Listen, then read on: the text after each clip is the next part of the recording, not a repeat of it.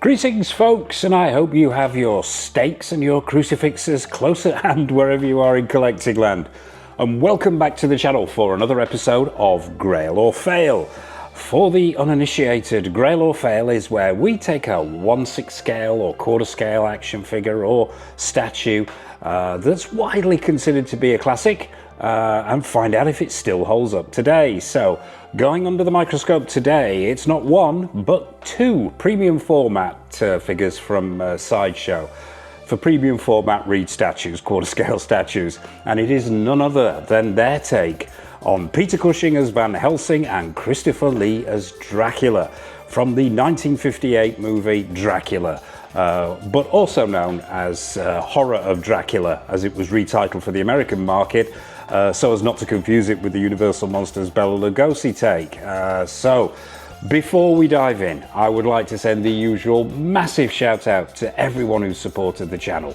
And please drop a like and hype on this video as it helps other people find Go Figure. And if you haven't already, be sure to mash that subscribe button and bell notification icon so you're sure not to miss any of the action figure, statue, pop culture and all that other stuff that we've got coming up. So without further ado, let's dive in and find out if Sideshow's take on Dracula and Van Helsing are a grail or a fail.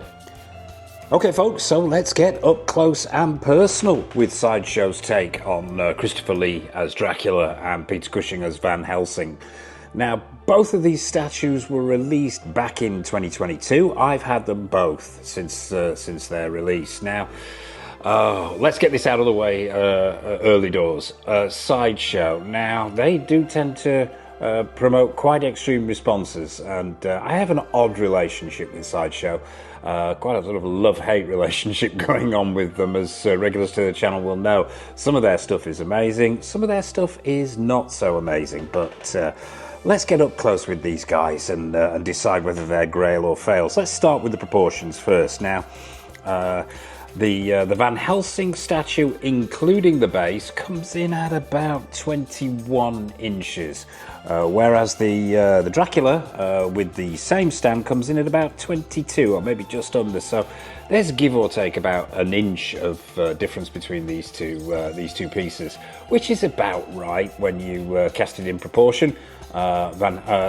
Peter Cushing, obviously a lot shorter than Christopher Lee, and Christopher Lee was a tall chap, and when you put them together, although I've got them staggered here, side by side, the proportions look absolutely spot on. We will get to the costumes and the sculpts, but we will start, as we always do, at the bottom with these bases. Now, they're identical for both figures, so we'll take a look at the Cushing one, simply because it's not covered with as much cape. Now, I believe these are polystone. It could be a resin material, but I'm pretty certain it's polystone. They're not solid. They are hollow, these, which does take some of the heft away from the figure itself, which is mixed media, but essentially the body and the sculpt being polystone underneath. But yeah, the base itself I do like quite a lot. It's a very ornate design. You've got these intricate gargoyles that go all the way around the sides here. Then around those gargoyles, you've got this sort of ornate carving on the top. You've got this patterned effect made to look like a stone floor. There's weathering on there. The paint applications are really good to give it that sort of stone finish. And overall, it is suitably gothic and suitably impressive. And the fact that they've used the same base for both figures works for me really, really well, because side by side, it just gives it that uniformity that looks excellent. But we will start with the Christopher Lee figure. Let's start with the outfit. Let's get the big bugbear out of the way. Let's open this outfit up and take a look at the cape. Now, straight away, aficionados of Dracula, or Horror of Dracula, as it was known in the States, will cringe immediately, because the inside of this cape is actually red, and it's a lovely material. It's got this sort of silk style effect to it, and it's got that high sheen and gloss to it, so it looks very, very nice. But unfortunately, the screen accuracy isn't there. I think Sideshow have taken some liberties here This style of cape did not appear in the film. It was all black, but I'm not complaining. I think it does make it pop a little bit more, but yeah, if at the expense of screen accuracy a little bit. So underneath, what do you get? Well, what we'll do is we'll actually just hook this cape around the back of these arms so we can take a look at what's underneath. Now, as I mentioned, mixed media. The feet themselves, obviously they're carved in polystone, as you would expect. The shoes themselves are very simplistic, as they were in the film. Just got that sort of slight tongue on the front of the shoe itself, but apart from that, that's pretty much all the detailing. There's some sculpted increasing, bit of weathering there, but not too much, and the heel is about the right height and screen accurate. Moving up, now the outfit over the main body itself is all done in the cotton material, this black cotton material, and the quality of the cotton isn't bad. I wouldn't say it's the best in the world. It has that feel to it where it could be slightly higher quality considering the price point, but overall the fall and the finish are very, very good. There were no loose stitches when I got this pair new, and overall it's sort of pretty well. The only gripe I would say I had on its release, you can probably see it there on the inside of that leg. Now that looks to me like when they were putting this together, glue was used somewhere and somebody had glue on their hands and it got on the inside of the trouser leg itself. Real shame that. Tried to get that off. It doesn't want to come off. I don't want to damage it anymore, and it needs more attention to try and get it off completely. QC issue there with Sideshow, and this is one of my biggest bugbears with Sideshow are their QC issues. The overall quality not matching the price point. When it comes to 1/6 scale figures, body's exceptionally janky and not very good. And coming out with loose joints, unable to stand up. And once again, that's a combination of cheap bodies and poor quality control, which is, I think, what we're seeing here. So yeah, let down a little bit there by that mark on the inside of the leg. And this was brand new to me, so it hadn't had any previous owners. So yeah, this was fresh out of the box, that issue. But overall, the actual tailoring is pretty good. The stitch work, the quarter scale stitch work is on point. The jacket itself is lined. There's no loose threads hanging down, and overall the screen accuracy is there with the suit. It's got that high fastening front section there, single breasted, which is in keeping with the film. Underneath you've got the same, you've got a vest made out of the same cotton style material. You've got pockets here, although they don't function. Moving up, underneath that collared section there, you've got a very, very simplistic white shirt. It's simply a white cotton shirt with a black tie. Screen accuracy is right.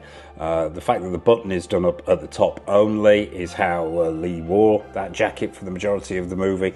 So overall, yeah, the outfit is very good, as are the proportions.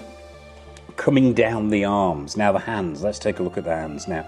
Well, before we take a look at the hands, let's talk about the pose. The all-important pose that they've gone for here. Now, I think Sideshow picked a very, very good pose. He's not stepping forward, but what he is doing is sort of he's got the backs of his hands facing forward, which really does give you a number of options when you futz around with this particular statue. You can have it as we had it at the opening there, with the cape completely across the front, so you can't see anything. You can futz around with it so that the cape actually fits in the hands, so it looks like he's whipping the cape back and it gives it a sense of motion, or you can just simply prop them all the way around the back and have the arms fully exposed. So yeah, the fact that they've gone with this pose does give you that flexibility when you display it, so you can change it up if it gets a little bit on the dull side. But overall, yeah, I think very, very. So it is a classic Lee pose, that one. With arms down by his side and capturing that almost dark menace that he had, that silent, motionless menace that he had. And I think, yeah, Sideshow get an 8 or a 9 out of 10 for the pose there. Now let's take a look at these hands. Now, as with the vast majority of Sideshow figures, forearms, hands magnetically attach. And I think they've done a pretty good job on the sculpt there. The fingernails have been sculpted in well if the light's catching this. The vein work and the bone work are very, very nice.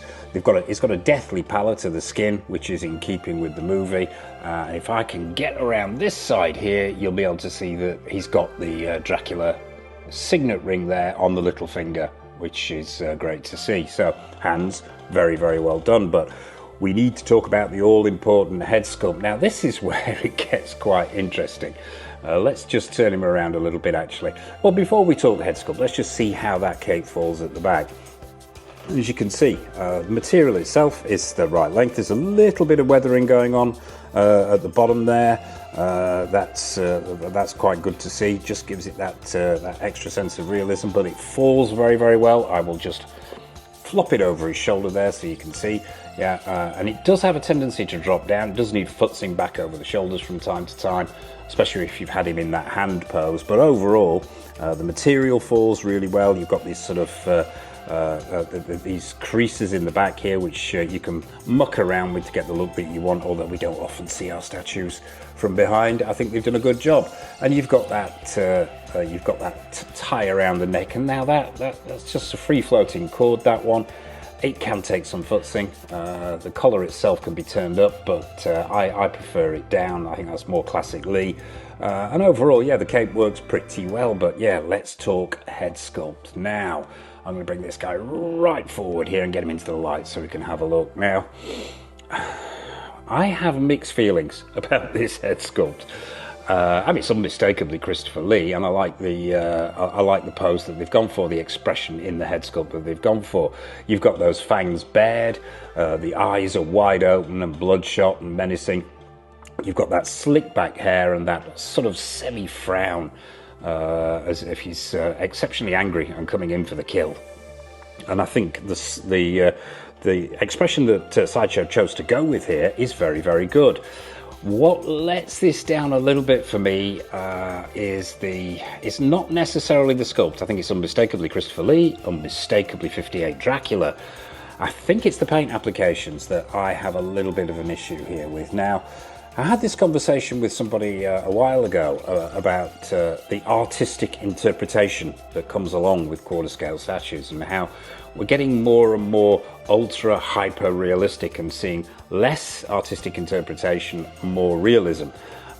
So in that respect, I suppose, yes, you could forgive this. It's just it's the paint apps for me, as I say, that sort of let it down a little bit. Those eyes are a little bit 2D for me. I would like to see them glassier, although they have caught the bloodshot quality there. There are red marks around the edges of the eyes. I like the eyebrows, the furrows in the eyes themselves. The mouth is done quite well, but the paint application on those teeth could be a little bit better. We've got that blood effect paint application running down the corners of the mouth, which does look a little bit on the basic side.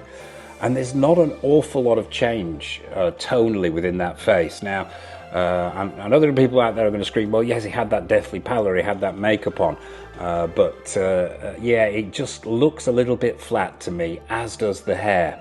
The paint applications in that hair. Yes, they've got the style right. They've absolutely nailed the style with that sort of slick back look and those grey tones in there. But it just does come off as a tad flat.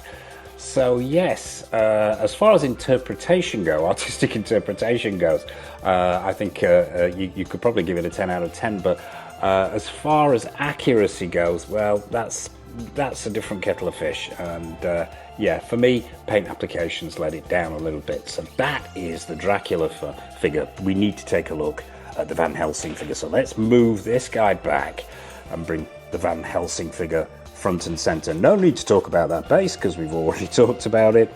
And I'm going to say straight away from the get-go here, normally we'd start at the bottom, but I'm going to go to the head sculpt this time because I think out of the two, this is the superior head sculpt. Yes, it has a slightly cartoon quality about it, and yes, it suffers with the same paint application issues that the Lee head sculpt suffers with, but I just think this is more accurate overall, and I think the paint applications are slightly better, and it just comes off as being slightly more, what's the expression I'm looking for? Is it professional, maybe? I don't know. Screen accurate, is that the word I'm looking for? Lifelike? I'm not sure, but I just prefer this Cushing head sculpt. But let's start at the bottom. Mixed media as before. Shoes, sculpted polystone, really nicely done. A little bit of weathering going on there. Once again, you've got the black suit going on, and the fit, the fall and the finish is very, very nice.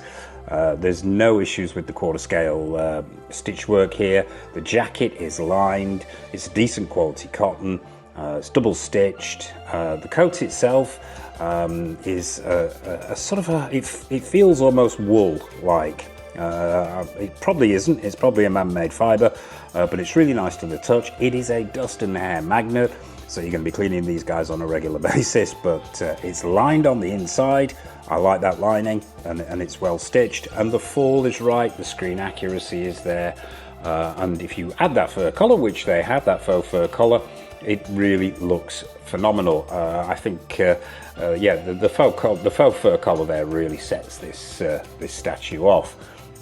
The sleeves fall really well, there are no issues there. Around the back, the fall of the jacket itself, or the coat itself, is really nice. You've got those pleats in the back there, that button belt section across the middle there, which draws the shoulders in and causes those pleats to come in. Really nice. It feels a quality material, but like the Lee cape, this thing is a dust and hair magnet, so be prepared for lots of cleaning depending on how you display this guy.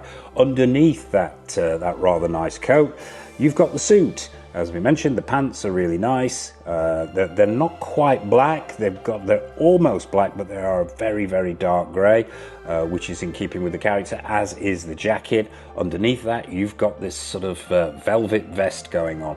And I think this is beautifully done. It really is. Those buttons are wonderful. Stitch work is excellent. Screen accuracy is there. Colours are vibrant and pop, and that collar works beautifully as well. And you've got this little section here hanging down in the pocket area as well, which is a nice little touch, and once again screen accurate. You can get to see the lining on the inside of the jacket and the coat as well, both working very, very well. As with the Dracula figure, you've got the white collared shirt. This one is slightly different. It's got a rounded collar, but the stitch work is really nice, and once again it's made out of cotton. And you've got the black necktie as well, that sort of silky black necktie, which is slightly lower down, which is in keeping as well.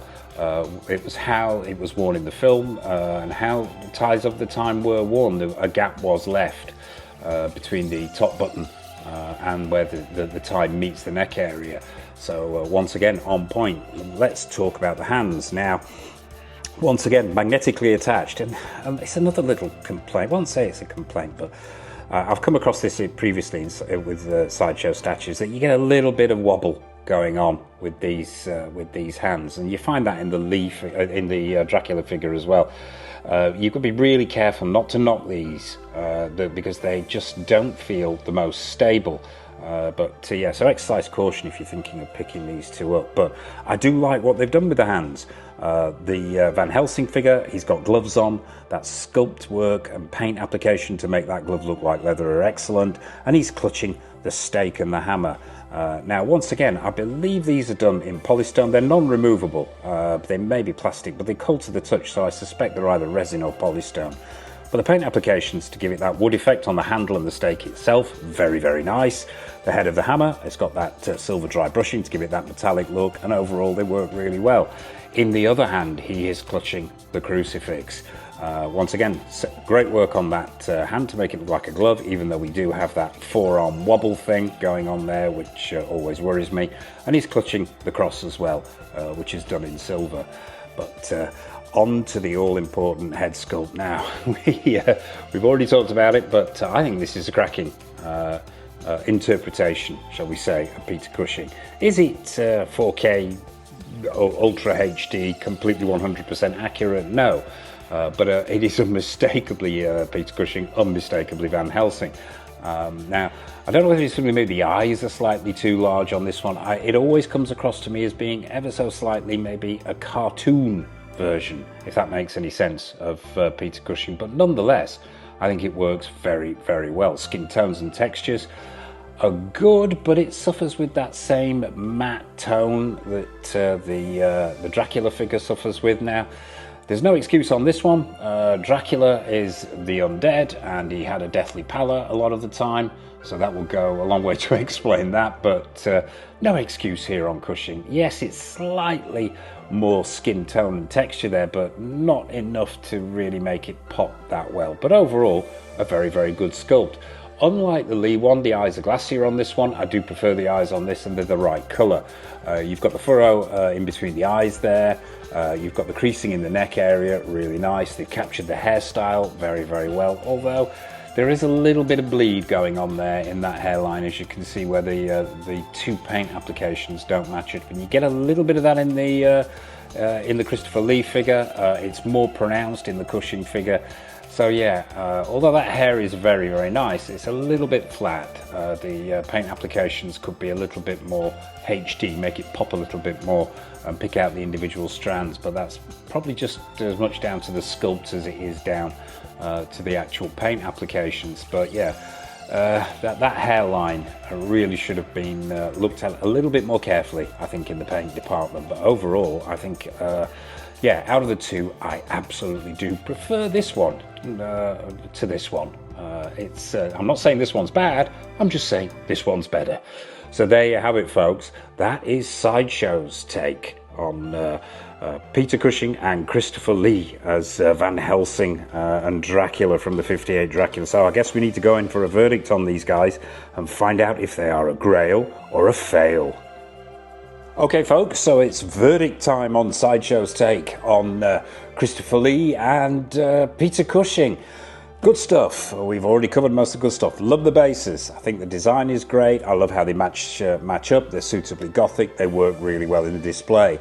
The mixed media in the outfits, very, very nicely done on the whole. The quality of the cottons could be slightly better, but overall I think they've done a cracking job of producing the outfits. The screen accuracy is almost there. Yeah, minor niggle there with the inside of that red cape not being 100% accurate. But I think as far as artistic license goes, I've seen a lot worse choices. I think overall proportions work really, really well, and I like the poses that they've gone for. I love the pose of the Cushing there with him clutching the crucifix and the stake and the hammer, and I think the almost stepping forward but not quite, the drawing his cape back pose just works really, really well with the Lee figure as well. Overall, the impact is there. You can obviously tell I've altered the lighting because that's when these figures really, really start to pop, I think, is when you start mucking about with the lighting. And you'll see more of that in the showcase at the end. My biggest gripe is what we discussed when we were talking about the head sculpts. It's not necessarily the artistic license within the sculpt itself. It's the paint applications for me that could be better.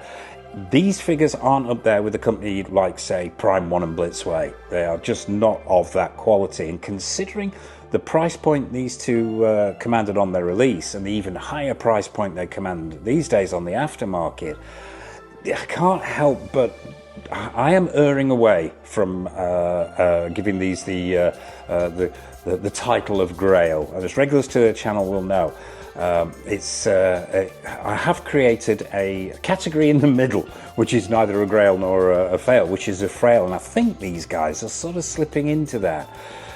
There are too many little things here let these down for the price point, as I mentioned, and yeah, I love them. I think they're brilliant. I wouldn't sell them, and I love having them in the collection. As part of my quarter scale horror section, I think they work beautifully, and I always wanted them in the collection. However, I can't give them that Grail title, unfortunately. So these are going to be frails. They're going to fall into that category in the middle there. They are neither a Grail nor a fail. They are frails. They are very, very good and have some excellent work put into them and a lot going for them. And if you're a fan of classic Hammer horror and you're a fan of Lee and Cushing, then as a centerpiece to any collection, I can't recommend them enough, but I can't quite give them that Grail status, unfortunately. So there you have it, folks. That's Sideshow's take on Lee and Cushing. What's your take on Lee and Cushing, more importantly? Do you have these in your collection? Do you agree with me? Is Mr. Go Figure getting it completely wrong? Are they Grails all day, and am I missing the point entirely?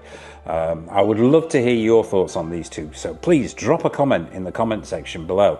Nothing is off menu. Let me know your thoughts on Hammer, on the actors, on the movie itself. As I say, nothing's off menu. What have we got coming up on the channel? Well, in the not too distant future, we've got a tour video coming up, and I know regulars will probably be saying, when the hell is that coming out? Still working on it. It's an epic. It's in the making. It should be with us hopefully within the next few days, but I can't guarantee that.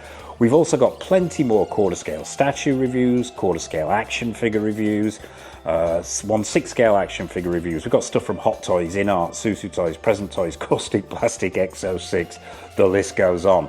We've got more episodes of Grail or Fail. We've got more showcases, more tours, more of everything. So as I mentioned at the top there, be sure to mash that subscribe button and bell notification icon so you're not missing anything.